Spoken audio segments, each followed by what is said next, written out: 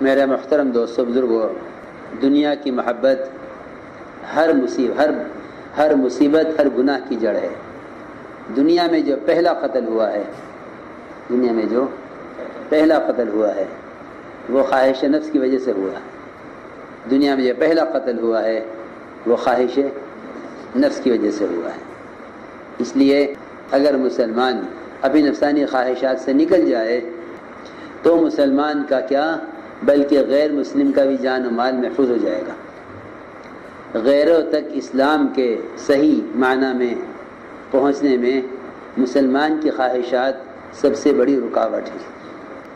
غیروں تک صحیح معنی میں اسلام کے پہنچنے میں مسلمان کی خواہشات سب سے بڑی رکاوٹ ہے۔ اگر مسلمان اپنی نفسانی خواہش سے نکل جاوے تو غیر اسلام میں داخل ہو جائے، ان کے اسلام میں داخل ہونے میں جو مانع ہے وہ مسلمان کا غیروں کی مشابہت اختیار کرنا ہے۔ صحابہ کرام اپنی نفسانی خواہشات سے کیسے نکل گئے تھے اور آپ نے ان کو کیسے نکالا اس سے، جس میں میں نے عرض کیا کہ جب مال اور عہدے کی محبت دل میں آ جاتی ہے تو پھر مسلمان کی قیمت، اس کے خون کی قیمت ختم ہو جاتی ہے۔ یا مسلمان کو قتل کیا جائے گا مال کی وجہ سے، یا قتل کیا جائے گا عہدے کی وجہ سے۔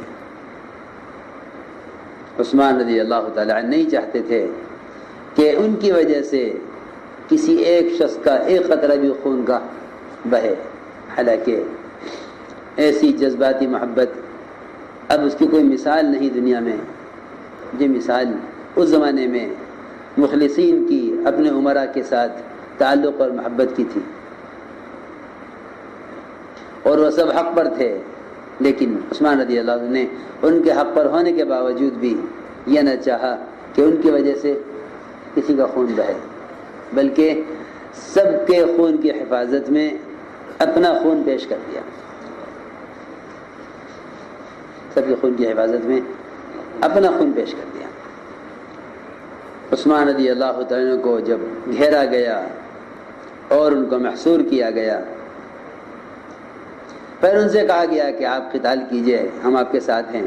عثمان رضی اللہ عنہ نے اسے انکار فرما دیا عائشہ رضی اللہ تعالی عنہ کہ فرمایا حضور اکرم صلی اللہ علیہ وسلم نے کہ میرے فلاں صحابی کو میرے پاس لے کر آؤ، فلاں صحابی کو میرے پاس بلاؤ، نام کسی کا نہیں لیا،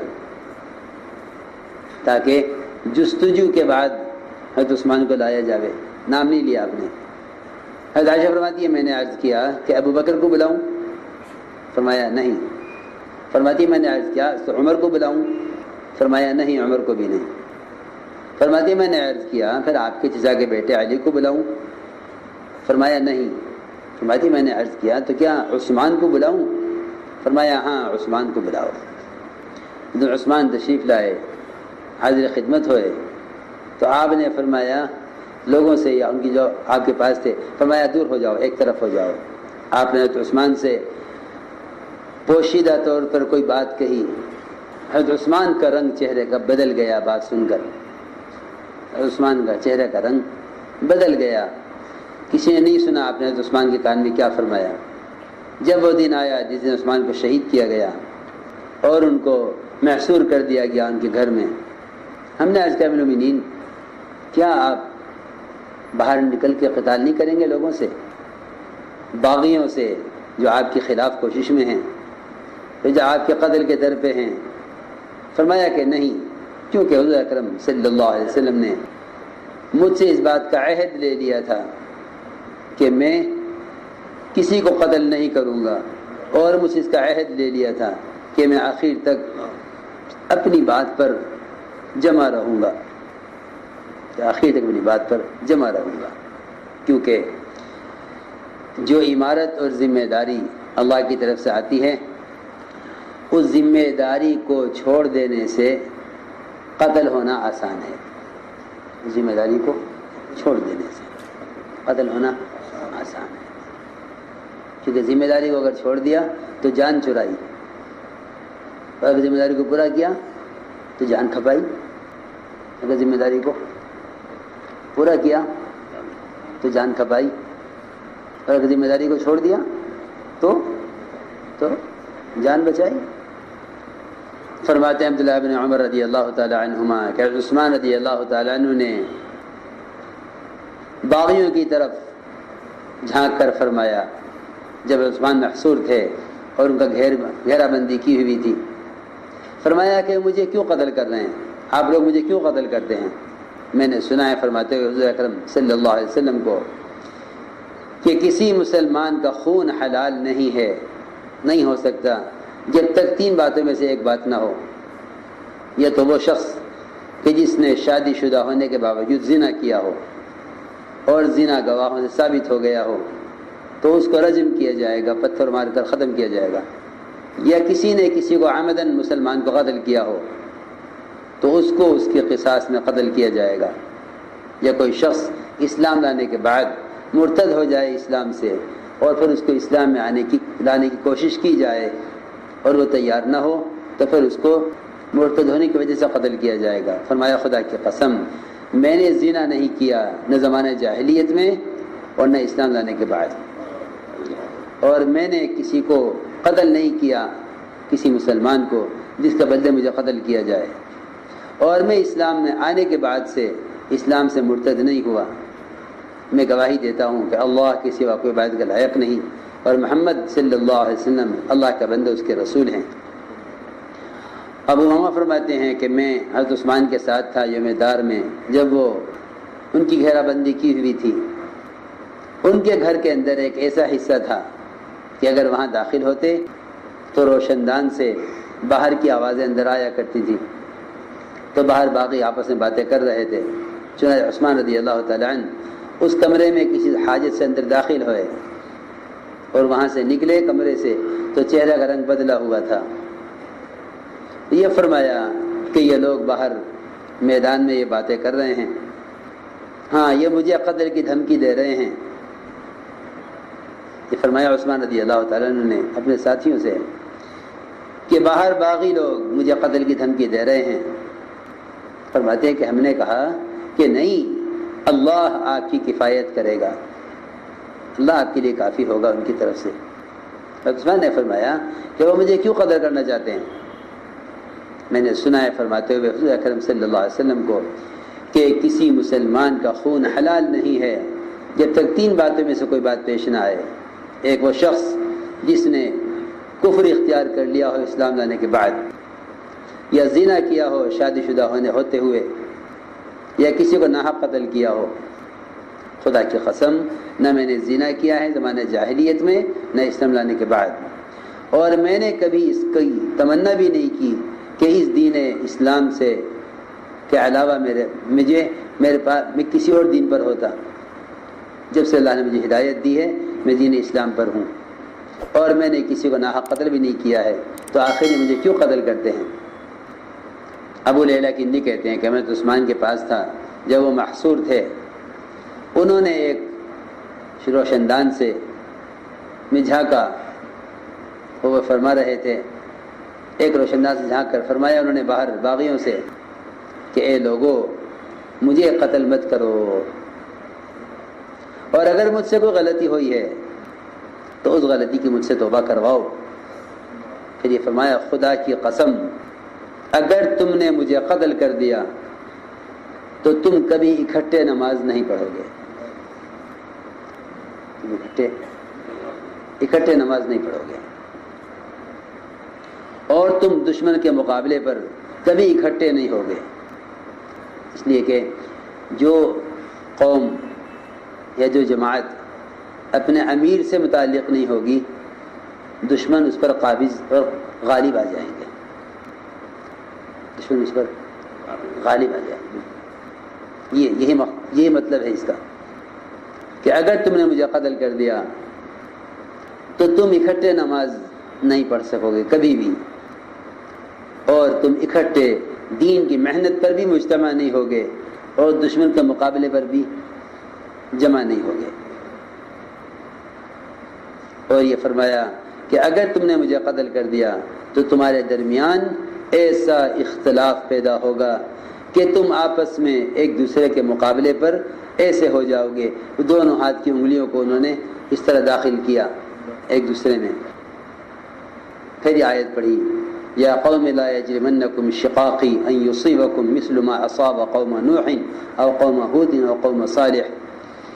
فرمایا کہ اے میری قوم، یہ فرمایا لوگوں سے کہ اے میری قوم، میری استقامت یا جس کو تم ضد سمجھتے ہو، جس کو تم ضد سمجھتے ہو، یہ کہیں تمہیں ایسے جھگڑے فساد میں اختلاف میں نہ ڈال دے کہ جس کی وجہ سے تم کو وہ عذاب پہنچے جو عذاب قوم نوح کو، قوم ہود کو اور قوم صالح کو پہنچا ہے. اور قوم لوط کہ قوم لوط کی تباہی تو وہ زیادہ دور کی بات نہیں ہے، اس کو زیادہ عرصہ نہیں گزرا ہے.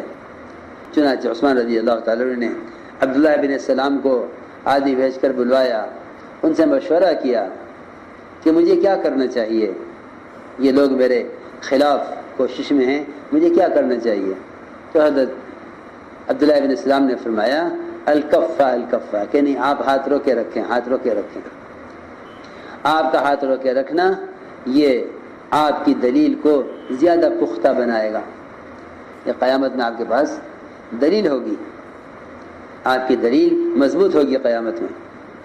مغیرہ بن شعبہ فرماتے ہیں کہ وہ داخل ہوئے عثمان کے پاس جب عثمان محصور تھے. فرمایا کہ آپ امام ہیں اور امت کے امام ہیں، اور آپ دیکھ رہے ہیں جو حالات اس وقت آپ کو پیش آئے ہیں. میں آپ پر تین شکلیں پیش کرتا ہوں، آپ ان میں سے کوئی ایک شکل اختیار کر لیں. سن 47 میں جب یہاں غدر ہوا، مولانا صاحب یہی مسجد میں سارے علماء کا فتویٰ اور سارے علماء کا تقاضا حضرت پر کہ نظام الدین چھوڑ دیں، بہت کیونکہ جان کا خطرہ ہے، اور جان کے خطرے میں جان کا بچانا فرض ہے. حضرت نے فرمایا نہیں، جان بچانا فرض نہیں، مرکز بچانا فرض ہے. جان بچانا فرض نہیں بلکہ مرکز بچانا فرض ہے. سنچے شیخ کے یہاں سے بھی حکم آیا کہ نہیں، فوراً نظام الدین چھوڑ دو. نہیں میں یہ یہاں قتل ہو جاؤں گا لیکن نظام الدین نہیں چھوڑوں. فرمایا ساتھیوں سے کہ بھائی جو تم میں سے یہاں مرنے کے لیے تیار ہو وہ ٹھہر جاوے، باقی جو تیار نہ ہو میری طرف سے اجازت ہے. کہا کہ نہیں حضرت ہمیں سے کوئی نہیں جائے گا یہاں سے. تو مختلف حضرت پر شکلیں پیش کی گئیں. اچھا ایسا کریں کہ جتنا سامان ہے گھر کا، کہ سامان ہی کیا ہے ہمارے پاس، اور اگر ہے گھر میں کچھ گھر والوں کا سامان تو بھائی جب جان پر آئے گی تو مال کیا کریں گے، اور جو اللہ جان کا محافظ ہے وہ مال کا ہی محافظ ہے. ساری رات مجمع جاگتا تھا. ایک طرف سے لوگ کہتے تھے حسبی اللہ و نعم الوکیل، دوسرا کہتا تھا نعم المولا و نعم الوکیل. اس طرح رات گزرتی تھی. تو میں عرض کر رہا تھا کہ مختلف حضرت عثمان پر پیش کی گئی کہ 3 شکلیں ہیں، ان میں سے آپ کوئی ایک اختیار کر لیں، یا تو آپ نکل کر ان سے قتال کریں، اس لیے کہ آپ کے ساتھ بڑی تعداد ہے اور قوت ہے، اور آپ حق پر ہیں اور آپ کی مخالفت کرنے والے باطل پر ہیں. آپ حق پر ہیں اور آپ کے مخالف باطل پر ہیں. ایک شکل تو یہ ہے کہ آپ قتال کریں ان سے. دوسری شکل یہ ہے کہ آپ کے جس دروازے پر وہ لوگ چڑھائی کیے ہوئے ہیں آپ اس دروازے کو چھوڑ کر اپنے گھر کے دوسری جانب دروازہ کھولیں، نیا دروازہ، اور وہاں سے آپ خاموشی سے نکل کر مکہ مکرمہ چلے جائیں. اگر آپ مکہ میں داخل ہو گئے تو پھر وہ وہاں آپ کے خون کو حلال نہیں سمجھیں گے، آپ کے خون کو حرام سمجھیں گے، اس سے آپ کی حفاظت ہو جائے گی. تیسری شکل یہ ہے کہ آپ ملک شام چلے جائیں، اس لیے کہ وہ اہل شام ہیں اور وہاں حضرت معاویہ ہیں. اور عثمان نے فرمایا تینوں باتوں کا انکار اس طرح فرمایا کہ میں نکل کر ان سے قتال کروں تو میں یہ ہرگز نہیں چاہتا کہ حضور اکرم صلی اللہ علیہ وسلم کے بعد سب سے پہلا شخص میں بنوں کہ جس کی وجہ سے امت کا خون بہے. میں اس کے لیے ذریعہ بننا نہیں چاہتا. دوسری بات یہ کہ مکہ مکرمہ چلا جاؤں، وہاں مجھے قتل نہیں کر سکیں گے کیونکہ مکے میں قتل کرنا حرام ہے۔ تو یہ فرمایا کہ میں نے مکہ مکرمہ میں نہیں جا سکتا، کیوں کہ میں نے سنا ہے فرماتے ہوئے حضور اکرم صلی اللہ علیہ وسلم کو کہ آپ نے یہ فرمایا کہ قریش کا کوئی آدمی اگر مکہ مکرمہ میں رہ کر کوئی بے دینی پھیلائے گا تو مکہ مکرمہ میں ہونے کی وجہ سے سارے عالم سے آدھا عذاب اس کو دیا جائے گا، پورے عالم پر جتنا عذاب ہوگا آدھا عذاب اس کو دیا جائے گا۔ لہٰذا میں نہیں چاہتا کہ میں اس کا ذریعہ بنوں۔ اور آپ نے کہا کہ ملک شام چلے جاؤ، وہاں اہل شام ہیں اور وہاں معاویہ ہیں، وہاں تمہاری حفاظت ہو جائے گی۔ تو یہ فرمایا کہ میں اپنے ہجرت کی جگہ کو اور حضور اکرم صلی اللہ علیہ وسلم کے پڑوس کو چھوڑ کر جانا نہیں چاہتا۔ حضرت عثمان رضی اللہ عنہ نے ان تینوں باتوں کا جواب دے دیا اور مدینہ منورہ چھوڑنے سے انکار کر دیا۔ اللهم صل على سيدنا مولانا محمد وعلى آل سيدنا مولانا محمد كما صليت على إبراهيم وعلى آل إبراهيم إنك حميد مجيد. ربنا ظلمنا أنفسنا وإن لم تغفر لنا وترحمنا لنكونن من الخاسرين. اللهم إنا نستغفرك ونتوب إليك. اللهم إنا نستغفرك ونتوب إليك. اللهم إنا نستغفرك ونتوب إليك. ربنا آتنا في الدنيا حسنة وفي الآخرة حسنة وقنا عذاب النار. سبحان ربك رب العزة عما يصفون وسلام على المرسلين والحمد لله.